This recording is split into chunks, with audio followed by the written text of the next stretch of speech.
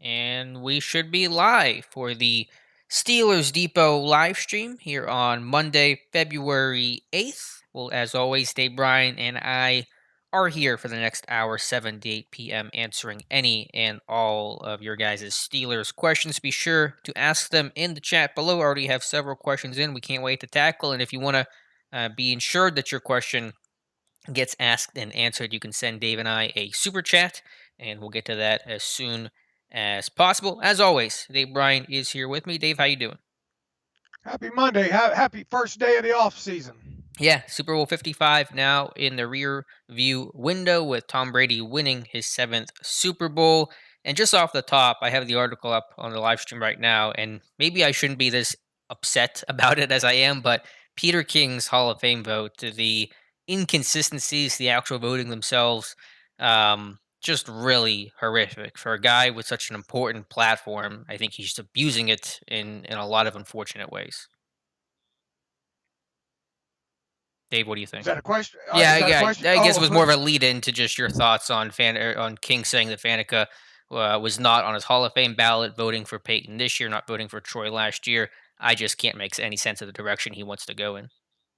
yeah. Look, and hopefully I explained that out, as good as I possibly can in the post there. You go back to just what was it last year, and him trying to explain why he left Troy Polamalu off of his final modern final five modern era player ballot there, and reasoning was, well, Troy was a lock, so I figured I'd give support the other way. And then you turn around, and one of the sentences he used, in the explanation of why he didn't vote for Faneca this time around was that uh, uh, Peyton Manning was a lock essentially. that Hmm. and he voted that way. Okay, so all right, look, make no mistake about it. Peyton Manning was more of a lock this year than Troy Polamalu was last year. Now both obviously were locks to some degree. I would contend that Peyton Manning was 100% lock, whereas Troy Polamalu probably somewhere in the 90% range there. But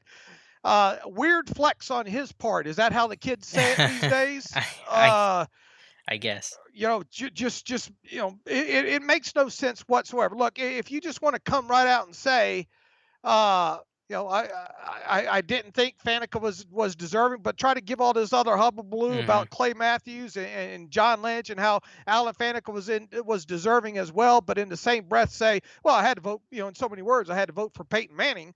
You look really hypocritical, in that aspect of it there. So yeah, look, as I told Alex on the podcast this morning, I grew up reading Peter King, and really revered him as a longtime NFL writer. And boy, the last couple of years, man, I don't get this guy. And to me, it's embarrassing, and it's Hmm. very disrespectful to the whole Pro Football Hall of Fame voting. What it all has transpired here in the last couple of years. Look, once again, was Alan Faneca a lock to get in this year? No. No, and I think a year ago I penned an article about this same time after the 2020 class was announced, saying that, man, look at these first time ballot guys coming in here.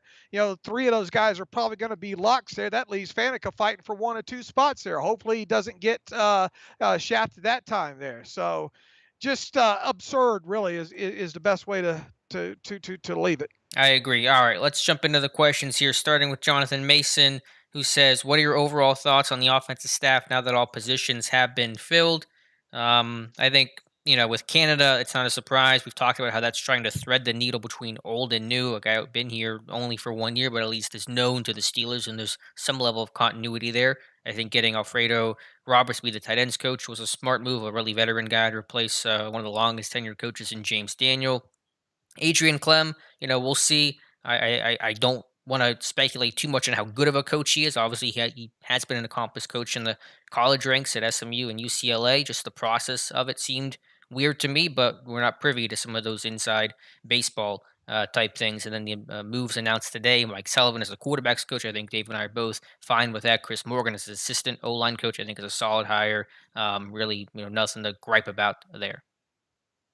Yeah, it just has a feel of short and long, right? Has a feel of short, meaning if Ben Roethlisberger returns, at least he comes back to, some familiar faces on the offensive side of the ball there, and Long in essence that. Canada's young and Clem's young, and we expect at the very least an offensive lineman or two to come in via the draft, and who knows about quarterback. That obviously could go either way this year, and if not this year, you would think most definitely next year. So I just would have liked to seen a little bit more age in there. Hmm. Sullivan obviously has some age to him, so that's good to see. As does the tight end coach. They got a little bit of mix of young and old there. And look, all right, don't tell me about the labor pains now. Show me the baby here. Hmm. Let's see if they can get that offensive line going, that running game going, and see if they can make assuming Roethlisberger returns, one last charge at this thing. And thank you, Jonathan, for listening to the podcast, talking about my reference to James Harrison and how I think he's got maybe the best shot of any Steeler not named Ben to get into the Hall over the next couple of years, although I still don't know exactly how strong Debo's odds are. Mike Adesso referencing the podcast as well. He sent an email talking about our top five. He's saying the point was an exercise to see your early thoughts on top five skill positions and then ask again in April and see how things have progressed with your hard work and final predictions.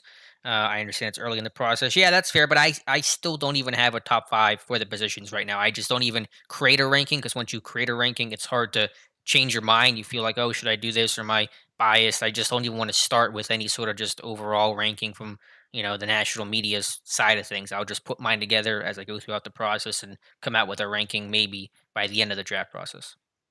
And then look, we usually like to look at this, or I always look at this thing from a Steelers perspective too. Not everybody, there might be a player or two in a national, let's say Pro Football Focus, and their top five that just really isn't a good fit for the Steelers. Just Hmm. what they look at, or character, or all like that. So when we get to that point when we have like a top five at each position, there it's going to be heavily, at least on my side, I think it's going to be heavily slanted towards what I think the Steelers like and what I think the Steelers would go after versus maybe, there might be two names in there that or somebody else's top five that I don't think the Steelers Hmm. would have interest in. Right. Again, be sure to ask your questions in the comments. Dave and I are here till 8 p.m. Eastern Time, answering as many as we can. Here's one from Verdon Barzy says, what are you guys' thoughts on TJ not getting Defensive Player of the Year? Now, after looking at the Super Bowl, should Steelers go defense on pick number 24 since top O linemen and quarterbacks will be gone?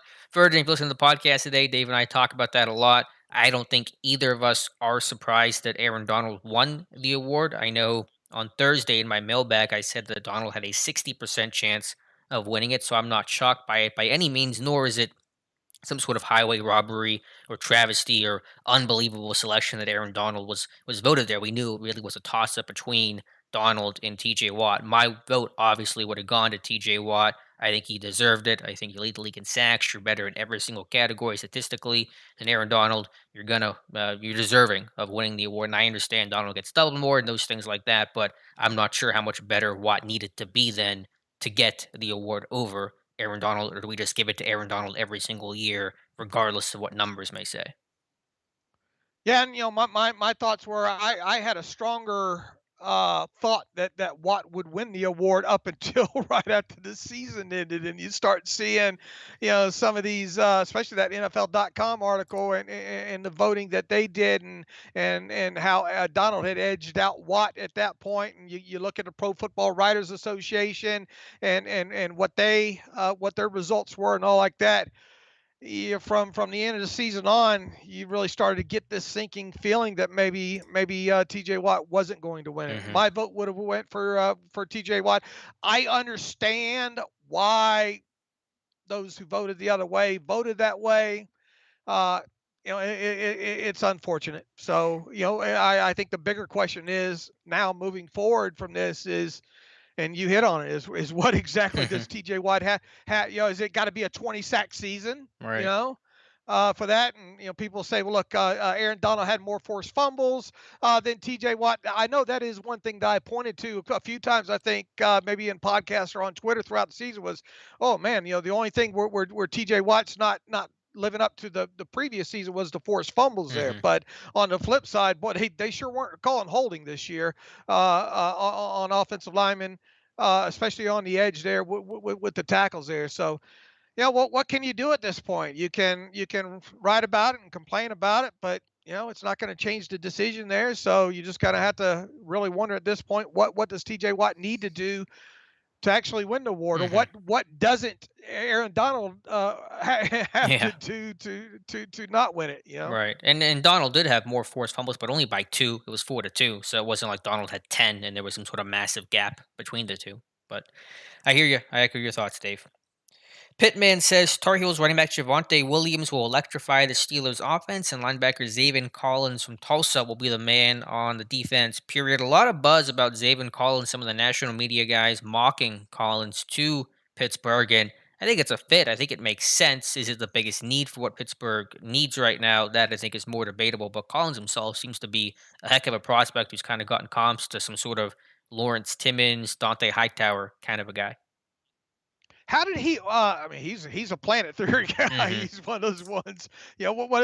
Yeah. How does he compare size? I wonder what he. I forgot. I meant to look at this with the other Edmonds kid. Obviously, not Terrell Edmonds, but Tremaine Edmonds. Tremaine Edmonds. How does he match up from height weight standpoint? I think Collins is heavier. I don't remember exactly what Tremaine was coming out of Virginia Tech, but Collins is like 260. yeah. So I think Edmonds was lighter. I mean, I think they're about the similar height, and they're both kind of freaky athletes, planet guys, as you said. But I'm 99% sure Collins was a lot heavier. And just technically speaking, if you look at some of the past articles that Alex does really every year, kind of looking at what the Steelers look at when it comes to certain position groups, Hmm. only from a measurable standpoint, Collins doesn't fit that mold. I mean, he's taller and obviously heavier as well too. So not that that means anything. It's just Right. For one of those those for the bleak. for the freaks, usually it's an outlier because those guys just don't show up that Right. often. Right. Right. Not what I was getting at is not that it means anything in the Hmm. grand scheme of things. It's just one other thing that we sort of look at. Right, right. And again, just do you take an inside linebacker? Now, Vince gets cut. I mean, that opens the door more. Spillane, of course, is still there, and UG3 is a dart throw and Marcus Allen. But it's just hard to see defense being the pick at 24. I mean, depending on how the board breaks, and that's the comment here I think about. We'll get into a second about running back and stuff like that. But yeah, it's just tough to see another defensive player go at 24. Pittman also says I like Notre Dame quarterback Ian Book in the third or fourth round. Book, I know, is a really productive guy, great winner at Notre Dame. I just feel like he's one of those classic cases of much better college quarterback than he'll be in the NFL. Jonathan Mason, this is a question for Dave. Dave, I know you don't like running back in the first round, but if there's a big drop off after Harris and ETN, does that make you more willing to take one of those two if available? Your thoughts? Not so much the difference between the two as much it is what else is on the board. Kevin Colbert would tell you that depending on how close it is, uh, basically, where's the drop off saying that we're not going to reach down for a player just at this position just because he's the next one on the board if we have another guy at another position ranked differently. Personally, and I, I obviously have looked at the at Najee Harris and NTN as well too. I mean, Najee Harris is leaps and bounds better. The best running back I think in this class, at least from what I've seen. There's nothing Hmm. that tells me that there's a running back better than him. I wouldn't reach just for the sake of reaching. Now, look, I've already come to the fact that just because I don't like drafting running backs in the first round, just from a value first round draft pick standpoint, that it doesn't it doesn't necessarily mean that the Steelers won't. I mean, Hmm. look, if Najee Harris is on the board at 24 overall, it's going to be mighty tough for the Steelers to turn that down. So, uh, how would I put NTN in that same sentence right now? No. I don't know if your thoughts are fully formulated yet. I know you like Harris. I know you Harris is your top back and probably will stay in that spot, barring something significant. Correct? Right, right. I mean, that guy's Okay. phenomenal. I Right. mean, Do you think? absolutely is. I know obviously you're the king of fungibility with the running back position. Do you think Harris, putting aside what the Steelers may do or will want to do you think Harris is worth the 24th pick of the draft, knowing he's a great talent, but then the competing thought is, well, running backs just don't mean as much as almost any other position. My biggest fear is the history of the position of running backs drafted, in general, and the overall fungibility of the Right. position. If he stays healthy and can play 90% of the games from in the first 4 years, and then obviously live up to that first round billing, then fine and good. But we have seen the fungibility factor in the NFL, and how quickly some of these top backs look. Every instant, you can't just say, well, these four guys got hurt, that means this guy is going to get hurt. Sure. But there is a track record there. Right. I mean, Nature of the look at position. poor look at McCaffrey, and like it or not, Derrick Henry is obviously cut from a different cloth as well too. But you look at the wear and tear that kid now has on him after two consecutive seasons. Man, you really have to wonder how much at some point you just run the wheels off of these kids. And once Hmm. again, if you are going to spend a first round draft pick on a back, it better be one that you can throw out there day one and leave him out on the field, meaning he can play, for the most part, 85 to 90% of the snaps, pass, protect, catch out of backfield, all of it there. Hmm. So So it doesn't sound like you're really crazy about the idea of drafting Harris at 24, even though you recognize the talent that he offers. just from the historical aspect and the Hmm. fungibility aspect of the running back position. Okay. That no, I get that. I totally get that. I just didn't know where you came in at because I know you like Harris. I'm a big fan of Harris too, but there is I, those I, I love competing him. thoughts. He's fun to watch on tape. I mean, Hmm. there's no denying that. I mean, leaping over people and all. He can run inside. He can run outside. He can catch out a backfield. It seems like he can pass protect okay. I mean, what's not like to like about him? Hmm. So within that, not that we get into, oh, he's not going to be on the board and all like that. I mean, if he is the top back, how many times do you see those top backs fall down to the Right. 24th pick overall? True. That's a good point. He may not be there, and this might be an entirely moot conversation. I got to say, before our next question, I was looking at the article that you wrote. I think really good about Ben being maybe the next Steelers Hall of Famer. This mock up of the bust for Ben. I'm not sure what's going on here, Dave, with whoever made this for ESPN. That The has eyes, the messy feel to it, yeah. right? The That old what is with the messy. eyes here? Did you like I the don't left know. eye That small? It's weird. Yeah, that's obviously that was part of it, and I credit it to Right. ESPN. It was in an article several years ago that they had. So Yeah. yeah, I'm not sure what's going on there. Maybe Ben got poked in the eye while he Yeah. was getting bust. Is this like right after you Haloti put Nada broke his nose or something? Yeah, you'll poke your eye out with that thing. Yeah, that's not our handiwork, but You'll I shoot just your eye out with yeah, that. you got Yeah. good Christmas story reference here. Mike Adesso says, anyone know the current contract situation with Tampa Bay tight end Cameron Brate? Sure would look good in black and gold. I'd even trade a fourth this year for him. Thoughts? I think we mentioned Brate's name before. I don't know his contract status. I believe he's under contract for at least another season. And would I be opposed to trading for him? Probably not, but I just am kind of tired of trading for tight ends and signing him in for agency, having him for a year or two, then move on for the next guy to trade or sign. I'd rather just draft one, but you guys know that's the hill I've been dying on for several seasons now. He's scheduled to earn in 2021 $6.5 million. Mm, all So right. you got Eric Ebron earning what, six and a half, something along those lines there. So hard to imagine that they'd have two tight ends earning that kind of money. Now, obviously, if you did trade, and he's 30, I don't know when he's turning 30, but I think sometime during the season he turns 30 as well too. So are you really going to trade for someone with that age and with that salary? Hmm. An argument could be made that if the Steelers wanted to do something like that, they could trade for him and turn around and turn that base a large portion of that $6.25 million base salary, or a good portion of the 6.5 overall money that he's scheduled to make, turn that into a signing bonus and lower his cap at least for 2021 that way.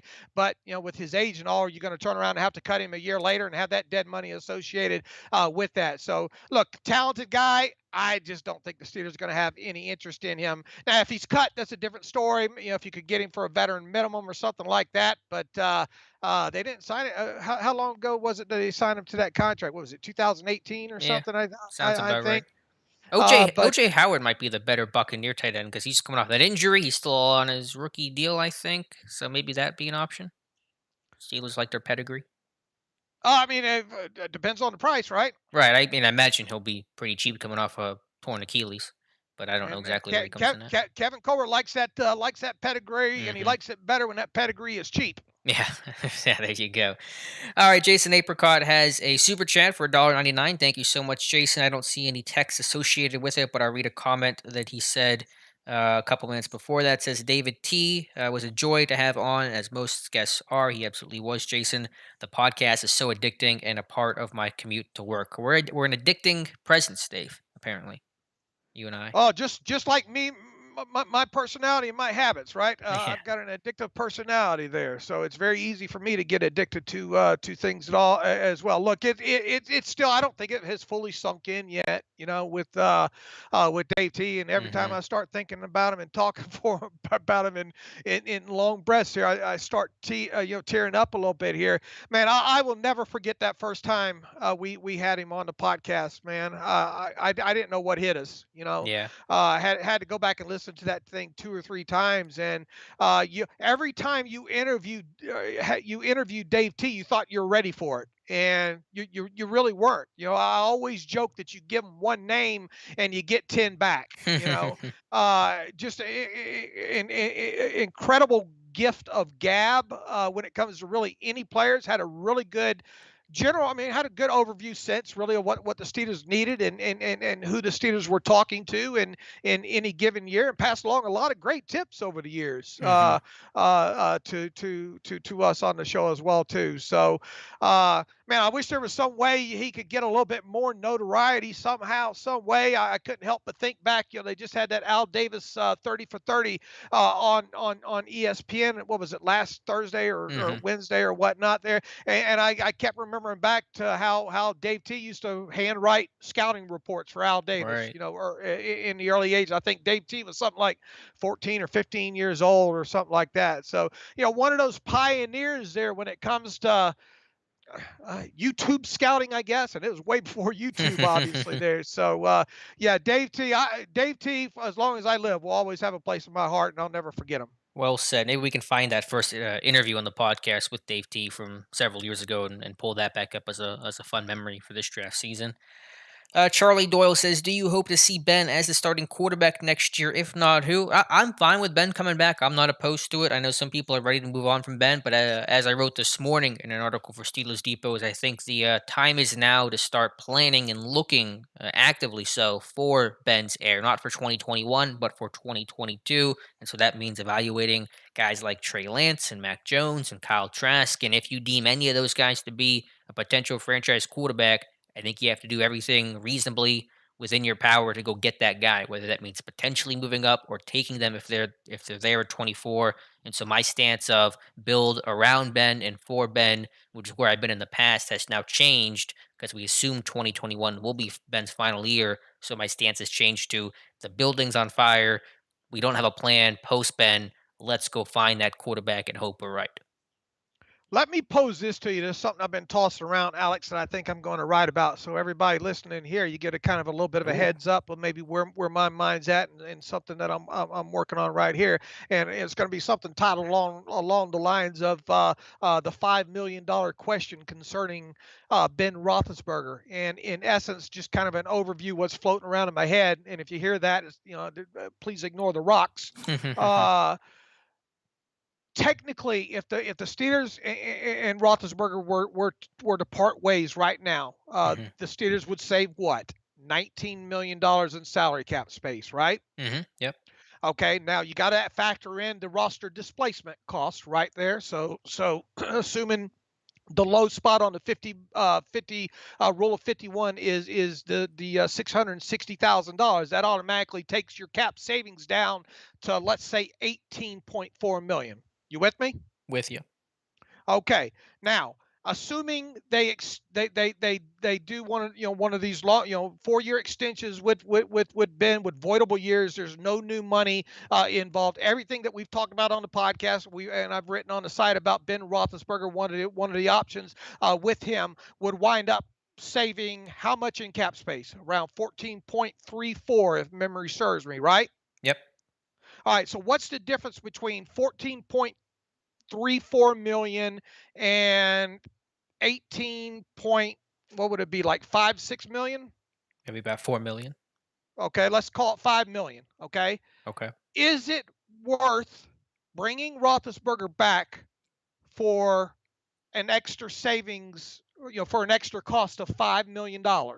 Okay, that's technically, I Mhm. guess, what you could boil this down to. Correct. Now, obviously, people are jumping out of their seat right now saying, "Well, what about all that potential dead money that you create in 2022 Mhm. there by going that route?" Well, you simply do. When you and I had a long discussion about what the Steelers might do if they do sign Roethlisberger to one of these 4-year extensions at all, something where they would be able to do something to even lessen the dead money hit in 2022 by making him a post June casualty if they could get him agreed to move the salary, yada yada that way. So don't look at it from the dead money standpoint in let's say 2022. Look at it from a pure cap savings differential in 2021 alone of let's say $5 million. Is it worth spending that extra 5 million? Now look, there's still nothing that says that you can't go into this year's draft and go get you a quarterback, right? Right, and that was what I basically posed in this morning's article. Okay, so what if I gave you the best of both worlds here? What if I told everybody listening to this? Okay, you can go ahead and draft yourselves a quarterback, whatever round, first, second, third, seventh, whatever. Uh, you can do that, but at the same time, it's just costing you an additional $5, we wish $5, $5 million in cap space by keeping Roethlisberger as is. That way, if look, if the team goes south in a hurry in 2021. You can either decide to take a longer look at Mason Rudolph, or you could put that kid quarterback in there as well too. So is it fair to maybe pose the question that way? As is basically, has Ben Roethlisberger worth a 5 million shot to see what he Mhm. can have at the start of the season? Because once again, you only save 18, technically 18.4 whatever $million in cap space if you part ways with them now, as opposed to extending them out and saving $14.34 million in cap space by doing a 4-year no new Mhm. money avoidable year. So, that maybe that's something for people to ponder. Did Yeah, everybody follow me there? Did you follow me there, Alex? yeah, I did. Comment if you follow Dave. I think that was easy to follow.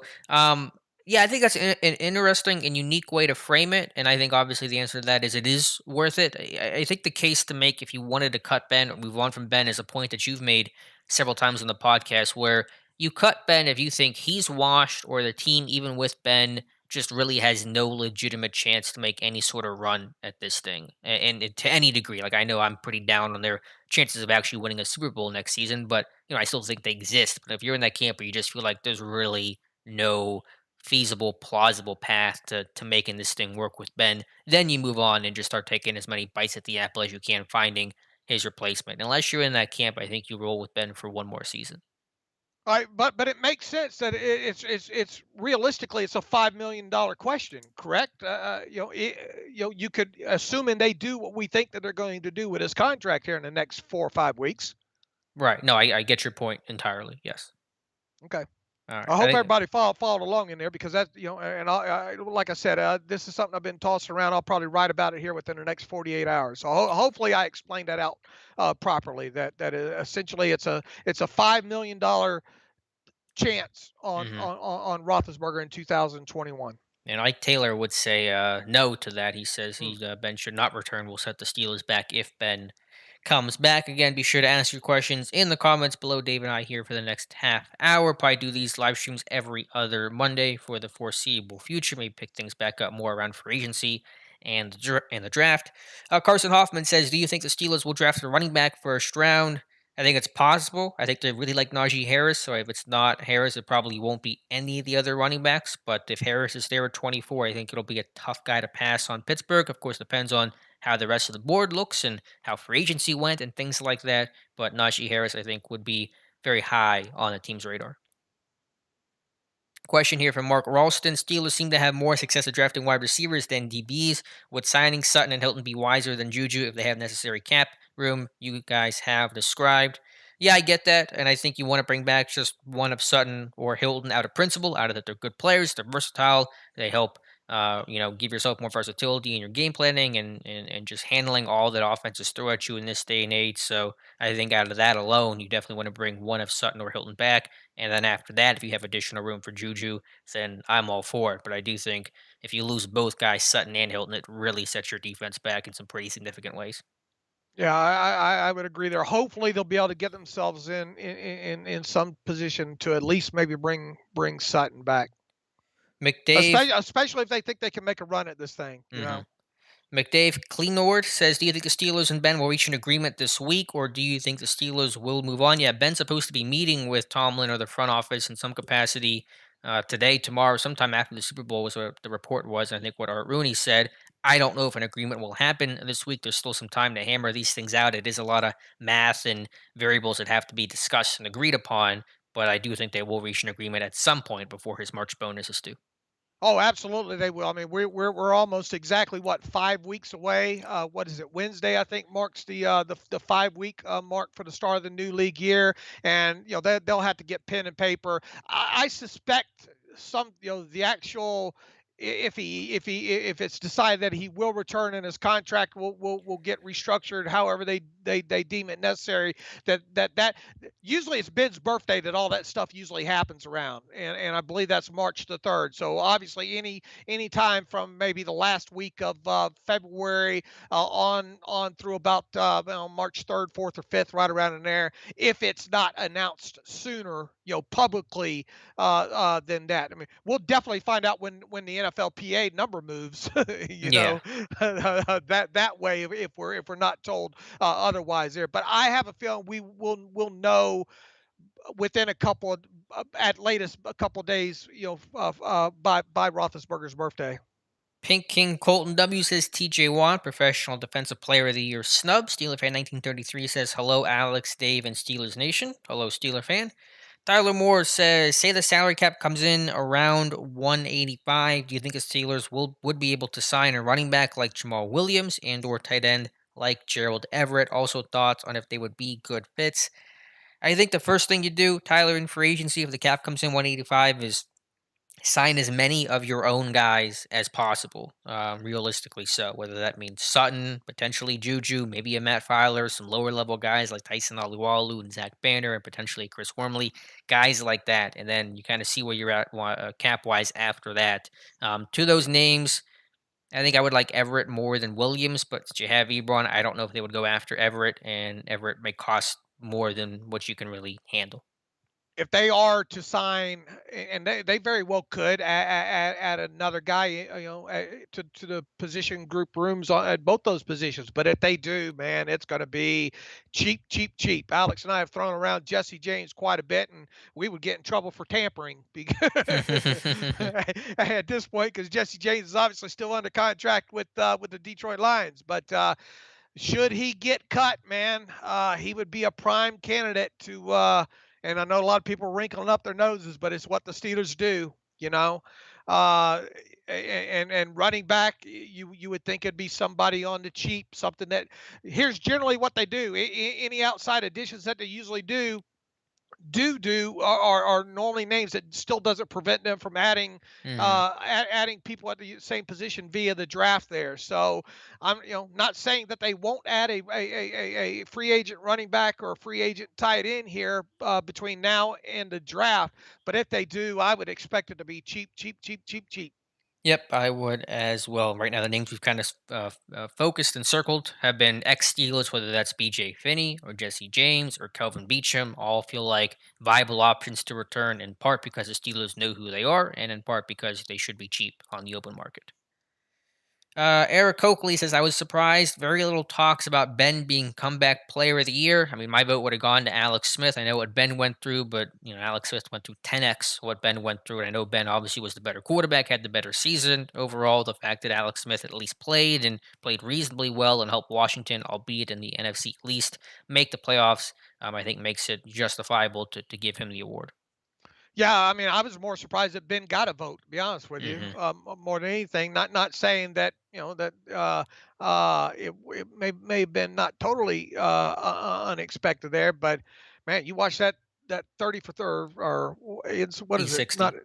E60 on Alex Smith and all that he had to do overcome there. Whew, boy, that and no disrespect to Ben whatsoever, because Ben obviously came back from a very serious injury and surgery and all like that. And props to if it wasn't for Alex Smith, it'd been hard to it'd be hard seeing Ben not get it. But Hmm. my vote would have went for Alex Smith. Be sure if you guys could be so kind, like the stream as well, gets more people into the chat. Let me go back through the questions here because I know we have a good one I saw coming up.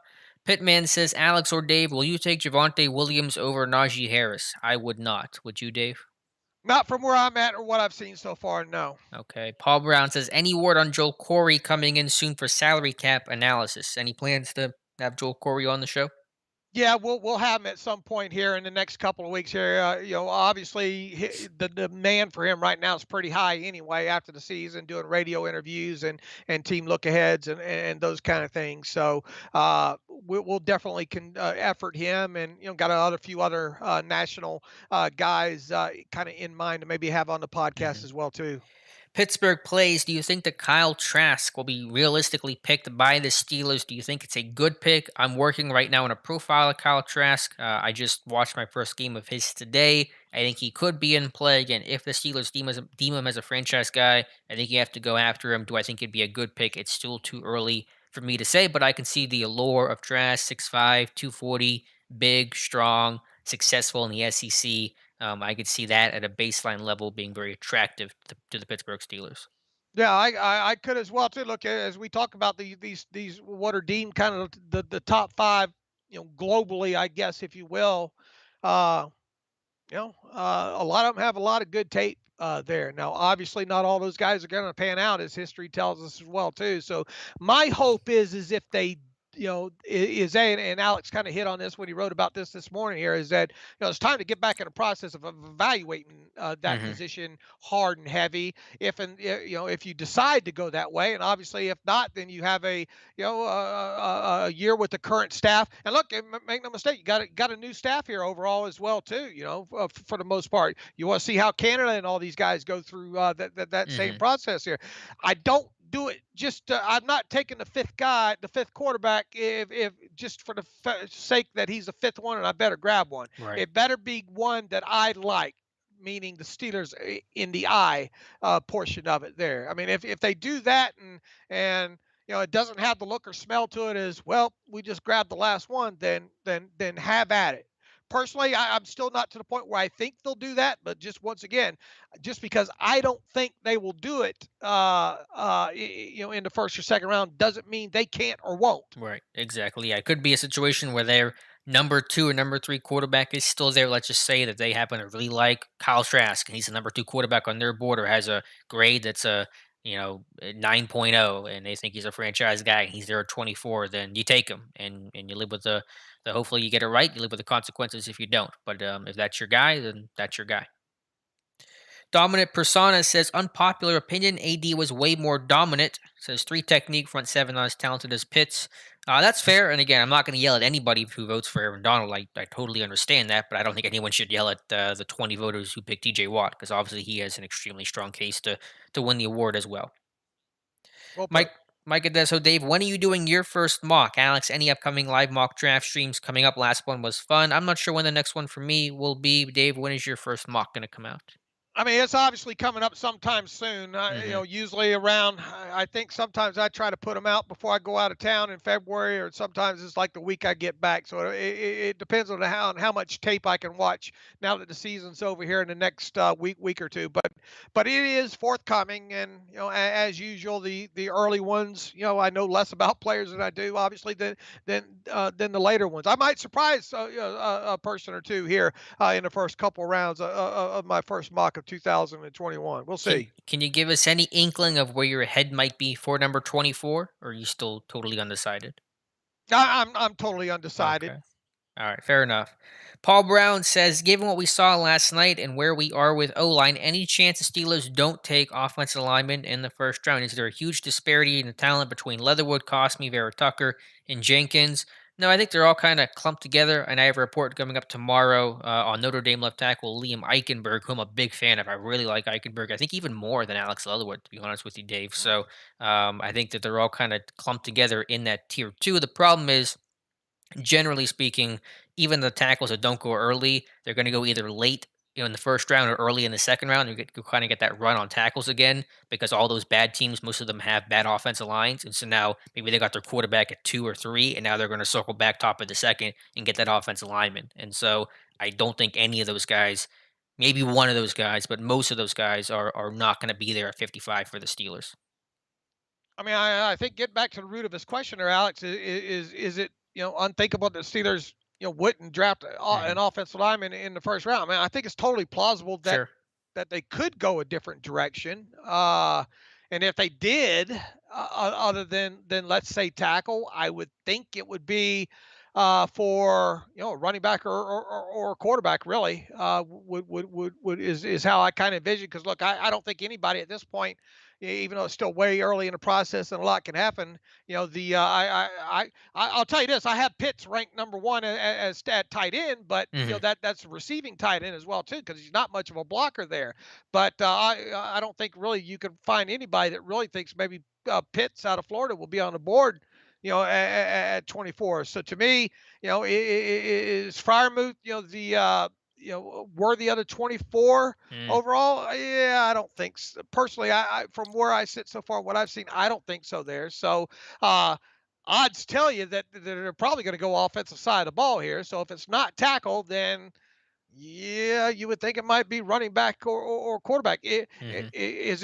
Are the odds good that it will be a tackle? Yeah, I think the odds are decent that it could be a tackle. Right. Or even a center if Creed Humphrey is someone they really like. I mean, that's always a possibility too, depending on what happens with Marquise Pouncey. Yeah, Uh, I want to get deeper into his tape and them short arms, man. I knew But you were going to say every time. Poor Creed Humphrey. Works his can he tail can he off. feed himself? Does his mama have to feed him or I would not say that to Creed Humphrey's face. Jason Bodine. Hey, Dave and Alex. Alex might be the nickname for both of us here. Mad respect for Donald, but Watt should be this year's Defensive Player of the Year. There, I said it. I can move on now. I'm with you, Jason. I think he should have been, but I'm not going to harp on it too much because we're all going to move on here. Yeah, but I imagine there are a lot of people breaking some stuff around the houses. you Maybe know. present company included. Uh yeah. Thoughts on AB mentioning him still being in contact with Coach Tomlin? That's fine. I mean, they can talk to It whoever they doesn't want to bother talk me. to. Hey, I'm not even bothered by AB winning a Super Bowl. I'm not going to pretend like this is some sort of rags to riches story where he's some sort of great redemption arc. But I'm not gonna. I don't have that hate in my heart to hold a grudge against AB or Bell any longer. Right. Do I like the way it played out with him? Absolutely not. Hmm. But someone got on me yesterday during the Super Bowl saying, well just bringing up the sheer fact that that Antonio Brown, now a Super Bowl champion. How does that set? Not overall disrespect for Brown. My God, I spent however many seasons, every Monday, it seems like trying to come up with superlatives to describe his play on the field. I mean, the guy's a phenomenal wide receiver, and really, he showed on that one route in the end zone for that touchdown that he can still get it done there. So look, once again, I don't like the way it went down with him in his final days, obviously in Pittsburgh, and then obviously everything that's transpired with him in Oakland and that kind of stuff, but it I don't it doesn't keep me up late at night or anything like Hmm. that. That those kind of things. Good for him. It happened. It's over with. And I read a tweet and I didn't investigate it any further, but apparently on that touchdown AB scored, he ran the wrong route, but he still made it work, and that's just classic AB right there. Even when he's wrong, he still ends up finding a way to make it work on the field, at least. Young Whitey says, "Have you guys covered Juju wanting to possibly leave if we can't pay him what he feels he's worth?" Yeah, we've written up a ton of Juju comments and interviews he's done in the last couple of weeks. Obviously, he should get paid what he's worth. He will get paid handsomely. If the Steelers can't do that, then he is going to walk, and that's a totally fair stance that I think any player should and often does take. A couple more questions here. Again, be sure to ask questions in the chat for Dave and I to answer. Let me find one here. Mark Leslie, more of a comment than a question, says, always sad when football season is over, but you guys keep me well entertained with pre draft talk. Here's to another season. Definitely, Mark. Thank you for sticking with us. Eric Coakley says, how should the Steelers prepare contracts now for rebuilding? Do you worry they kick too much down the road? This is probably a question more in your space, Dave. Well, I mean, what do you think they should or they shouldn't? We know for almost a fact they're going to do it with Cam Hayward and Stephon Tuitt with restructures. If they handle it. If everybody didn't get a chance to listen to the Breeze Roethlisberger segment of the podcast this morning, we cover a lot of potentially what the Steelers might do. Not, and obviously we've talked about what the Steelers might do with Roethlisberger several times over the course. Well, shoot, dating back all the way to August there with the 4-year extension with no new money, those kind of things there. But pay close attention and read the post that I also did on what the Saints did with Breeze here just recently as well too, because you could quite possibly see the Steelers take the same path, assuming they do some sort of extension with Roethlisberger here in the next 4 or 5 weeks. The same path with Roethlisberger a year from now that the Saints just took with Breeze, meaning that get him in a position where they can lower whatever base salary they give him if indeed 2021 is his last year, and then hold him onto the roster and not cut him, retire him, or whatever until after June 1st to kind of stretch. Well, not kind of to stretch out the dead money over a course of 2 years instead of having all of it accelerate into 2022 there. So, uh, who else? Look, it's going to be It's likely to be Roethlisberger, obviously, with some sort of an extension that's going to set the team up for dead money in 2022 and possibly 2023, depending on what they work out with him a year from now. Hayward, the moment Hayward signed that contract, I wrote in that very post that they expect them to restructure him this offseason. They're going to do that. They need the cap space there. To it, the bank of I affectionately call it the bank of Tuitt, just like it was the old bank of Roethlisberger for several years there. They've restructured him several times. There's no reason to think with his age and the way that Tuitt played this past season that they won't go and get the other, what was it, 4 or 5 million, whatever it was, Hmm. amount via restructure with him that way as well too. Is there a fear in doing that? Well, look, how can you not do it? I guess if you want the cap space to work with this year, you're almost forced to do it. Whether or not it's a good thing, you know, if Tuitt stays healthy and Hayward stays healthy and they get out of the franchise quarterback business here in by 2022, well then it's kind of gonna, and if the cap escalates the way we think it might escalate there, then it's just going to be a small can in the road, if you will. Hmm. That way, it goes along with what I know people don't like to hear it, but it's kind of the net. The Steelers like spending up until the cap, up until the cap, and always have here. And it's just kind of the sins that go along with having a franchise quarterback that constantly remains in the top whatever 5, 6, 7 at his position in the league. There, it's just kind of the sins, to be able to accommodate the cap space like or the cap charge, the yearly cap charge of a franchise quarterback.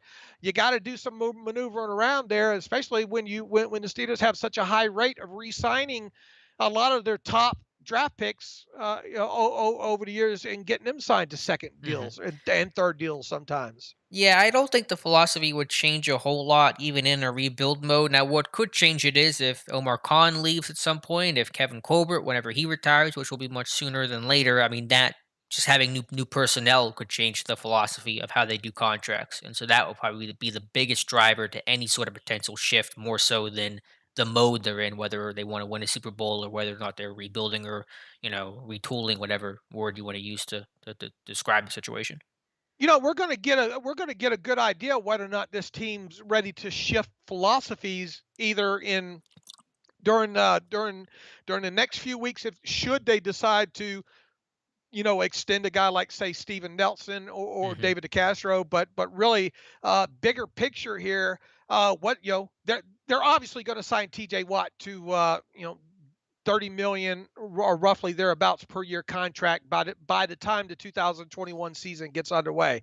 Uh, when they do, it'll be interesting to see how they treat his contract if there's a change in philosophy, because normally over the years, non-quarterbacks don't get any guarantee, any full, fully guaranteed money outside of what the player gets in the first year of the deal, meaning signing bonus.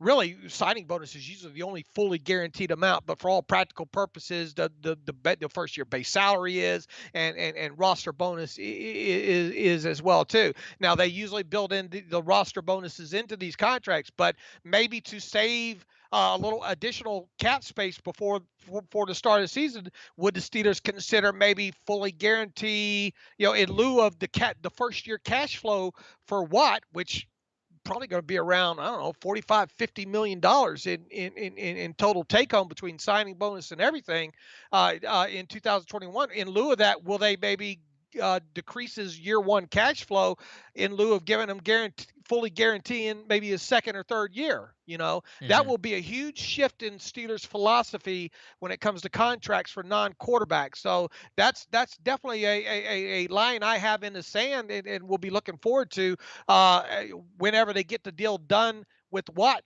looking at the structure of that contract and see if it matches, really the contract structure they've had for non-quarterbacks and lucrative deals for years and years and years. Eric also asked, "What do you expect the coaching staff to look like in 2022?" That's a real dart throw. Who knows? You could see shifts at multiple different spots, and I should note while we're talking coaching staff, the Steelers also hired Matt Tomshow as their quality control coach. That seems to be Matt Canada's guy, and they work together at LSU and Pitt. So Tomshow following Canada's promotion to Pittsburgh. And he was also at Maryland for a little bit too. Right. Well, with Canada, I 2018 don't was I Canada there? forgot to research that. I wrote it up, and I know the two were together at LSU and Pitt. I I don't think remember Maryland, the because two. Canada was last. I think Canada's last year at Maryland was 2018. Then he had 2019 out of football, and then came to Pittsburgh in 2020. I think. Okay, so they weren't at Maryland together then. No, I think they were. Okay, they quite. It wouldn't surprise me if they were. I Right. forgot to look that part of the timeline up there. Yeah, I'm pretty sure because was Canada at Maryland in 2018. I think that was his last year. I'm pretty Right, sure. that was because that was McFarland's freshman year, right? Right. So yeah, they had to work together. Then Tom Show in Canada in 2018. Okay, well there we go. These two know each other. Yep, for sure. A couple more questions here before we finish out the stream. Pop345 says, "Would you like linebacker in the second round because Williams was a problem and we can save like 4 million? I don't know, maybe Dylan Moses or the guy from Michigan." When you get into the second round, even the first round, Pop, it's hard to really assign a position. Maybe let's see what happens to Vince. I'm not 100% opposed to the idea, but I was still happy with the job Spillane did. I think that is still lower on the needs than where most fans come in at. So potentially, depending on board, you're at 55 overall. Who knows how the draft was going to go? But I'm not going to close the door on the idea. Yeah, I think you got to leave that notion open, and maybe even first round. Even though I don't think that's the way it's going to go. We see that Zaven Collins mocked to him quite a bit already by national pundits like what Zerline and Mel Kiper Jr. and all Hmm. like that. I'll be surprised if it's not not offense in the first round, and boy, they could use about 8 picks in the first 2 rounds. Quite honestly, when it comes to filling some of these holes there, man, it's a shame they probably didn't feel a little bit more confident about Ulysses Gilbert. Right. Right now, but they might get in a position where they almost have to maybe rely on him a little bit more. Him and Marcus Allen, assuming Marcus Allen should be back at least for the summer via what is he exclusive rights, Is he right? exclusive rights? Yeah. He Uh, should be back or restricted. I don't remember which. right, and but uh, it to me, and I understand why people asking or saying, yeah, they need to get a linebacker. I will not be surprised if at some point during this draft that they draft linebacker. They Hmm. probably should an inside linebacker. I'm just not so convinced it would be with the first two the first 2 rounds. Yeah, I think that's totally fair. What was I going to say? I don't remember my other thought there. But let's go on to the next question here. Also from Benor Johnson. Do you think we should trade up for a quarterback, Mac Jones, Trey Lance to battle Dwayne for that backup spot, given that Mason Rudolph will most likely not be extended after the 2021 season? I mean, if I was trading up to draft a quarterback, I mean, yeah, they can battle for the spot. Obviously, they're going to make the roster, but it's less about that and more about we think you're the long term heir. So I don't know what their role would be year one. They would, of course, battle for probably that number three spot, probably just waltz into it and take that number three spot and then maybe be your week one starter in 2022. But it's all about a long term view with taking a quarterback like that, especially if you're going to trade up for one. And then Pop345 also says, "Do you think Christian Darisaw can be at 24? I would love that pick, but I don't know." Yeah, I think we have a report from Josh Carney going up on Darisaw in the next couple of days. Really good athlete, someone that functions extremely well in space. Would probably improve the Steelers' screen game quite a bit. So I think you can throw him in the mix with Eichenberg and Leatherwood and Cosme to I think a lesser extent of all being viable options at pick number 24. John Kier, what is a realistic expectation for Ben Roethlisberger's play in 2021? Is it unreasonable to think he can play better next season despite a poor finish? Yeah, I think that you look at the first 11 weeks and how well Ben played. I mean, there are aspects of his game that he has to tweak and correct, and hopefully, at least not regress in. But I think Ben can still play at a high enough level to be your starting quarterback in 2021. Got to be able to push the football down the field more regularity. Can't expect him to throw 45 times a game. Got to surround him with some sort of running game. Going to have to, whether it be pistol or whatever, going to have to use play action more. A lot of guy. I just rattled off a lot of gotta gotta. You know, uh, look, I don't think they're bringing if they decide to bring him back. I think their reasoning behind it will be because they think they can have enough changes in personnel and scheme on offense where they can basically revert back to the Roethlisberger several years ago with that lean on the running game there. Not expected to throw 40. So look, he's got to get the deep ball better too, man. They Hmm. got to figure out a way to have Ben Roethlisberger have some of these games where his intended air yards are in the 9 yard category, and in the same breath the completed air yards in that same game is 7 or more. They've absolutely got to do that. You just cannot rely on throw short, run long. If there's anything that we learned this past year, you can't. And what amazes me is when you look at the way those key metrics with the intended air yards with Tom Brady, really went up this past season there, based on going back to 2016 and all. So if you're going to be the kind of play that play a quarterback that Roethlisberger is at this stage of the career, meaning not the guy that you're going to want to rely on a lot to extend the play, then you're gonna have to do something else. You're gonna have to change, Hmm. several other things in his game there. So, I mean, obviously the odds are against him, at his age and the way he's played the last several years there. But once again, I don't think that if the Steelers bring him back, it's just not. It shouldn't be just for a cordial world tour. Right. It should be because they honestly think what we think doesn't matter. It depends on what they think. If they honestly think that he can compete for a championship and they can surround him with the right personnel and have the defense, yada yada, then that's why they're going to bring him back, or at least I would hope that's the reason if they decide to bring him back. Hmm. Does that make sense? It does. Couple more questions just to finish things out. C4, the one with the visual, says, "Do you think the Steelers should try to get Marcus Mariota in a trade or this offseason or next year's offseason? Not this year, next year. Maybe we could discuss it a little bit more, but don't have a lot of interest there in Mariota." Andrew Bailey says, "When was the last time Ben has been top five at his position?" That's a good question. There's always good quarterbacks. The first year that came to my mind was 2017, but I don't know because I don't keep a tally of the year by year ranking. But it's been at least a couple of years because top five is a tough list to crack. Yeah, I mean, the year that he threw for what? Five, how many yards did he throw for that year? 5,000 something. Is that 2017 or 2018? Trying to remember, but he was obviously he was near the top in passing. What levels Mm-hmm. are we talking? Are we talking just all across the board? I top think, yeah, just your top. ranking that Ben's playing at a top 5 level, I think is the Oh interest man, question. it's been several years, obviously. Yeah, yeah. You know, And then I think the last question we had here, unless there was one. 2016, 2017, something like that. Right, Last time that he had a good deep ball. right, right. I, Garrett's. I I really think they got to do something to get somebody with crap speed that can get down the field. And apologies to James Washington, a guy I scouted and a guy I love coming out of Oklahoma State, and obviously Chase Claypool. To some degree, has shown that he can get down the field as well too. But really, the last time Ben Roethlisberger has been considered a deep ball threat was when he had somebody that's 7 yards stacking somebody on the Mhm. outside with i.e. Mike Wallace or Martavis Bryant, right? Right, yeah. I mean, I'm not opposed to speed. Speed kills, and that can obviously be a big component of your offense for sure. Garrett Slingerland says, "Sorry I'm late, fellas. Thanks for putting this on for us. Thanks for being here, Garrett. Appreciate it." Tyler Moore says, "Fair to say that if Juju and Bud sign elsewhere, the Steelers get 2 third-round picks as draft compensation. Probably a third for Juju. Bud, it just depends on the contract. If that 20 ACL forces a 1 year deal, then you may not get a third for it. I think we'll just have to see what that market's like and what that value comes in at, Tyler."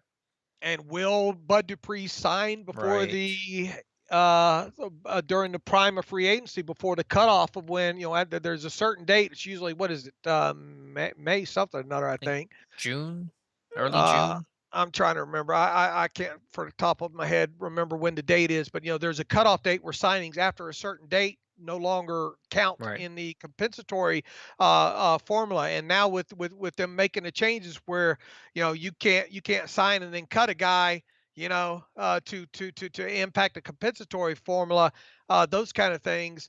Uh, let's just say it's going to be interesting to see the timing of, assuming Bud Dupree does not re-sign with the Steelers, when he does sign. If there's a team that's got a wink wink, nudge nudge with Bud Dupree, maybe they wait until past a certain date so they don't have to take it as a ding Mhm. on the compensatory Yeah, formula. absolutely. I think that's a distinct possibility. Last question here comes from Brandon Rita. Assuming Juju leaves, who is your slot receiver in 3 wideout sets? I think Claypool plays more in the slot, and they draft somebody like an Amari Rogers out of Clemson. I think would be a great fit in the Steelers offense, but he'll probably wind up in Baltimore now that T. Martin has been hired there. So we'll see. So you're with it. I got a lot of pushback on Twitter on that suggestion, that suggesting that if Juju flies the coop, that more than likely Claypool's going to be that big slot. Now look, they'll move guys around. It's Sure. not going to be, it's not going to be 100%. But I mean, Claypool did it in college and he did it well. And you want kind of those guys, as rich as the great Richard Mann would say, dig the safeties out. Hmm. And I always loved that. I always loved that term ever since he uttered that kind of stuff. But you could realistically see Claypool being the predominant slot, correct? Yeah, I think if they're in terms of the in-house options between Deontay, Washington, and Claypool, Claypool makes the most sense of those three. Of course, if Ray comes back, which I assume he will, he'll see some time there. And again, they're almost guaranteed to draft a receiver, probably someone who's slot capable. But in terms of the in-house guys, I think Claypool is as good a bet as any for slot work. All right, Dave, that's going to wrap up today's stream. Appreciate you guys all being here. Again, I'll probably do these every other Monday. Probably the best thing that works for both of us. And if there's any sort of breaking news, then of course we can always do a stream. And just be sure to or subscribe to the channel, like the stream, and check out the community tab for any updates on the schedule coming up. As always, Dave Bryan, thank you for being here alongside with us.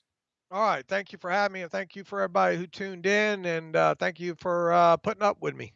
All right, guys. As always, be sure to stay tuned to this channel, and we'll talk to you soon. Thanks for being here.